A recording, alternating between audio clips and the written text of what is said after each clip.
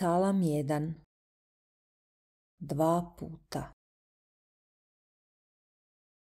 Blago čovjeku koji ne slijedi savjeta opakih, ne staje na putu grešničkom i ne sjeda u zbor podrugljivaca, već uživa u zakonu Jahvinu, o zakonu njegovu misli dan i noć.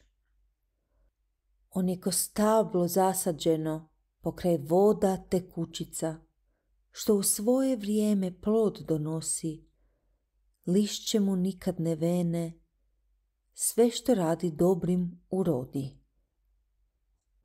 Nisu takvi opaki, ne, nisu takvi. Oni su ko pljeva što je vjetar raznosi.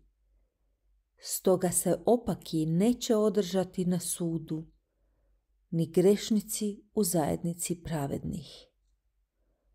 Jer Jahve zna put pravednih, a propast će put opakih.